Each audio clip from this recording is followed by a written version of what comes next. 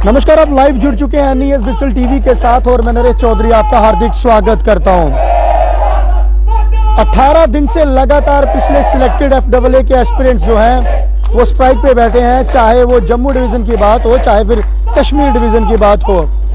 इनकी सिर्फ एक ही मांग है कि हमारी सिलेक्शन लिस्ट जो है वो जल्द से जल्द निकाली जाए, क्योंकि हम लोगों ने मेहनत करके यहाँ तक पहुँचे। आज सिलेक्शन लिस्ट की जब टर्न आने की बारी है तो ये लोग कह रहे हैं कि धांधली हुई है।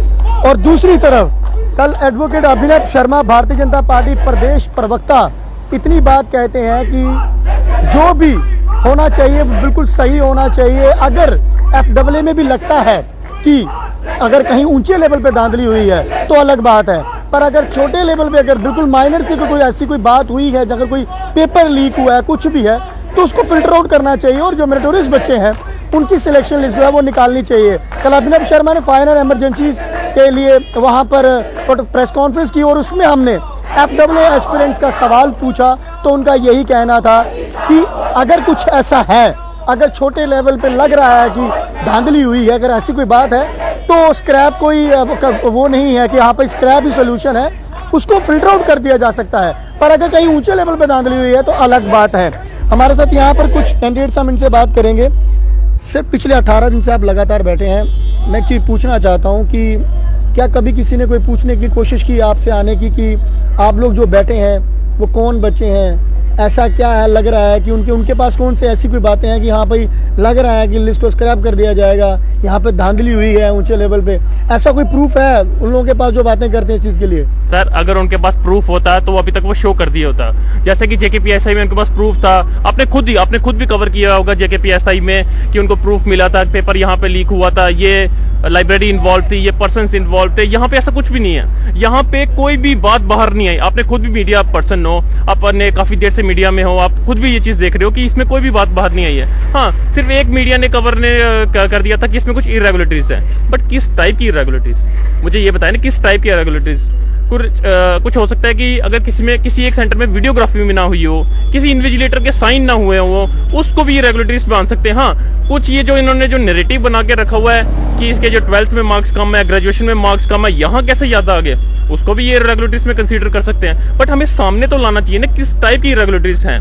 देखो, अगर अभी तक मेरा ये पर्सनल मानना है, हम जो सब ये 18 दिन से यहाँ बैठे हैं वो ऐसे पागल तो है नहीं है। अगर उन्होंने कुछ अगर किया होता वो सीधा अपने कमरे के अंदर घुस गए होते, यहाँ पे तो आते नहीं। हमने इतनी मुश्किल से इतना हार्डवर्क करके यहाँ बैठे हैं, तभी हम आज भी यहाँ पे हैं। अगर हमने अपनी जॉब की प्रिपरेशन में अपना हार्डवर्क किया है और अपनी सब कुछ मेहनत की है तो यहाँ पे भी हम अपनी जॉब जो है अच्छी तरह लेके रहेंगे, अपना पूरा हार्डवर्क। जब तक हमें सिलेक्शन लिस्ट या LG की तरफ से कोई एश्योरेंस नहीं मिलता, हम तो यहाँ से जाने वाले हैं नहीं। सवाल करूंगा, यहाँ पे डबल स्ट्रेंथ हुआ करती थी, आज जो है कुछ एस्पिरेंट्स की यहाँ पे स्ट्रेंथ कम क्यों है? एक्चुअली आज हमारा KS का एग्जाम है बच्चों का, प्रीलिम्स का, तो बच्चों का सेंटर किसी का, अगर वो किश्तवाड़ के रहने वाले थे तो उनका सेंटर वहां बना हुआ है, कोई डोडा का, कोई उधमपुर का, कोई रियासी का, तो उसके सेंटर वहां बने हैं। जो कुछ जम्मू के बच्चे थे उनका सेंटर वहां पे बना हुआ है। और कुछ हम में से कितने बच्चे हैं, मैं खुद पर्सनली लड़कियों में से जानता हूँ जो कितनी ज्यादा हॉस्पिटलाइज हो चुकी हैं। मैं एक और मेरी एक फ्रेंड है, वो पिछले 5 दिन से नहीं आ रही क्योंकि उसको ड्रिप लगी हुई है। हम लगातार इस प्रोटेस्ट में बैठे हुए हैं, बट इस वजह से हमारा ये है कि कुछ हॉस्पिटलाइज हैं, कुछ क्या KS का एग्जाम है, उस वजह से आज थोड़ी हमारी स्ट्रेंथ कम है। बाकी तो हमने कल से तो आप देखेंगे कि जिनका जो पेपर हो चुका होगा वो भी आएगी तो कल स्ट्रेंथ डबल दिखेगी। मैम, क्या कहना है, कल अभिनव शर्मा प्रेस कॉन्फ्रेंस करते हैं फायर एंड इमरजेंसी सर्विसेज के एस्पिरेंट्स को लेकर, और हमारा सवाल रहता है वहाँ पर FAA को लेकर। हमने कहा कि पिछले 18-20 दिन से वो लोग बैठे हैं, उनका भी कोई सोल्यूशन होना चाहिए, और अगर कोई जांच हो रही है तो किस लेवल पे जांच हो रही है, हमने सवाल किया तो उनका भी यही कहना था कि अगर कहीं छोटे लेवल पे कोई अगर ऐसी बात हुई है, कोई धांधली हुई है, तो स्क्रैप जो है वो शायद ही सोल्यूशन नहीं है, इसको फिल्टर आउट भी कर दिया सकता है। पर अगर कहीं ऊंचे लेवल पे धांधली हुई है तो उसको फिर वो देखना पड़ेगा कि शायद ही स्क्रैप हो। क्या कहेंगे आप उनके इस बयान पे? सबसे पहले तो मैं मीडिया पर्सन्स का शुक्रिया अदा करूंगी कि इन लोगों ने हमारा बहुत साथ दिया है, हमारी प्रॉब्लम समझी है। एडमिनिस्ट्रेशन ने हमारी प्रॉब्लम नहीं समझी, लेकिन उन्होंने हमारी आवाज़ जो है हर बंदे तक पहुंचाई है, इसलिए मैं थैंकफुल हूँ मीडिया पर्सन की। दूसरी बात ये सर कि अगर देखो JKPSI में जो भी प्रॉब्लम्स थी, जैसी भी थी, वो एडमिनिस्ट्रेशन की तरफ से या इंक्वायरी कमेटी की तरफ से बाहर आती, उससे पहले वैसे ही पब्लिक हो गई थी। उसमें बहुत सारी चीजें सामने आ गई थी, लाइब्रेरी सामने आ गई थी। इवन के जो JKPSI जो कैंडिडेट्स थे जो रह गए हुए थे, उन्होंने ही बहुत सारे सबूत इकट्ठा कर लिए थे और वो मीडिया में हर जगह हमारे जो पर्सनल हमारे पास फोन्स हैं हमारे तक पहुंच गई हुई थी। इसमें सर अगर बड़े लेवल का कुछ होता वो तो कभी नहीं छुप सकता है सर, सबसे बड़ी बात तो ये है। और आपकी तरफ जो एस्पिरेंट सिलेक्ट नहीं हुए हैं वो सवाल करते, वो कहते हैं कि हमारे पास सब सबूत पड़े हुए हैं हमारे पास। सर आते क्यों नहीं है, सामने क्यों नहीं आते हैं? उन्होंने ही इंक्वायरी कमेटी ने, आपको भी ये पता होगा कि कोई सबूत पब्लिक नहीं किए हैं अभी तक, कोई चीज उन्होंने बताई नहीं है, कोई चीज सामने नहीं आई है। जो भी सबूत सामने आए थे वो इन्हीं की तरफ से सामने आए थे ना, तो अभी भी ये सामने कर दे। हमने तो नहीं रोका इनको, हमारे फोनों में अभी तक हमसे रिलेटेड सबूत नहीं आए हैं, हमें दे ताकि हम भी घर बैठ जाए। वही इसमें सर मैं आपको बता रही हूँ कि जब हम यहाँ पे इकट्ठे हुए उससे पहले हम सबके मनों में डर था, क्योंकि हम यहाँ बड़े दूर दूर से, कोई किसी को नहीं जानता है, हमें नहीं पता कि दूसरे इंसान ने क्या किया है। लेकिन हम 18 दिनों से यहाँ जमा है, एक एक बंदे को हम बाय फेस पहचानते हैं, सबसे बात की हुई है और हमें अब पूरा यकीन है कि इसमें ऐसा कुछ नहीं है।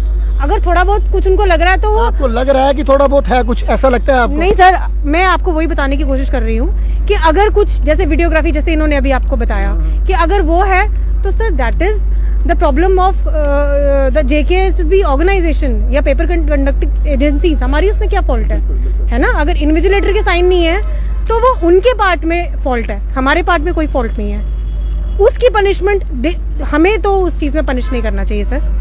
मैं आपको एक चीज पूछना चाहूंगा, अंत में मेरा एक सवाल रहेगा और वो अहम सवाल रहेगा। जी जी। अगर एक मिनट मान भी लीजिए, अगर हमें इन एस्पिरेंट्स में से फिल्टर आउट करना हो, आप बताएं कि कौन सा फार्मूला लगाया जाए कि जिससे फिल्टर आउट कर दिया जाए कि हाँ भाई इस बच्चे ने पैसे दिए हैं और ये बच्चा मेहनत से हुआ है। जिस तरह से ये भाई साहब कह रहे हैं कि पिछले मार्क्स इंक्लूड किए जा रहे हैं, 12वीं के कितने मार्क्स हैं, ग्रेजुएशन के कितने मार्क्स हैं, तो मुझे बताएं अगर किसी के 12वीं में 60% मार्क्स हैं तो क्या वो FAA का एग्जाम क्लियर नहीं कर सकता? सर आजकल ना हम बड़े डिजिटल जमाने में जी रहे हैं। आप हम सबके फोन में ना एक ऐप है इंस्टाग्राम, आपके पास भी होगी, ठीक है? उसमें आए दिन ये आया होता है कि ये IAS ऑफिसर हैं, इनके 10th में 55% मार्क्स थे, 12th में इनके 60% मार्क्स थे, now he is an IAS officer. मैं आपको 10 के नाम अभी बताती हूँ, आप उनको निकालो, उन पे इंक्वायरी करो, हम निकलने के लिए तैयार है। ठीक है सर, आप उन 10 बंदों को निकाल दो, हम यहाँ से ऐसे उठ के चले जाएंगे। अगर आप उस बेसिस पे जज कर रहे हो ना तो इस टाइम तो फिर जज किस बेस पे किया जाए? किसने? सर जज करने के लिए हम एग्जाम देके फा के कैंडिडेट सेलेक्ट हो रहे हैं ना, ये CID में सेलेक्ट होते हैं। बिल्कुल बिल्कुल। दे आर एफिशिएंट ना। अगर CID का काम आप हमें करने के लिए बोल रहे हो तो आपने CID या CBI या ऐसी इन्वेस्टिगेटिंग एजेंसी जो हैं वो यहाँ पे क्यों रखी हुई हैं? किक देम आउट, हम करके देते हैं। फिर आपको आप बताओ हम इनएफिशिएंट है, तब हम आपको बताएंगे कि हमने कैसे करना है। अगर फिल्टर आउट की बात आती है तो इन एस्पिरेंट्स का कहना है कि अगर एजेंसी सब बैठी हुई हैं काम करने के लिए तो हमारा काम फिल्टर आउट करना नहीं है। पर अगर आप फिल्टर आउट करना चाहते हैं तो आइए यहाँ पर आके हमें फिल्टर आउट कर लीजिए और कह दीजिए कि हम लोग जो है मेहनत से पास हुए हैं या फिर हम लोगों ने पैसे दिए हुए हैं। इनका एक ही कहना है सिलेक्शन लिस्ट निकलनी चाहिए, कोई बड़े लेवल पर धांधली नहीं हुई है, अगर हुई है तो फिल्टर आउट करें। पर दूसरी तरफ जो एस्पिरेंट्स हैं वो इतनी बात कहते हैं कि पुख्ता सबूत हैं और ये कहते हैं अगर पुख्ता सबूत है तो आप लोग बाहर आए। बने रहे आप हमारे साथ नई खबर के लिए, देखते रहे NES डिजिटल TV। जय हिंद, जय भारत, जय जम्मू।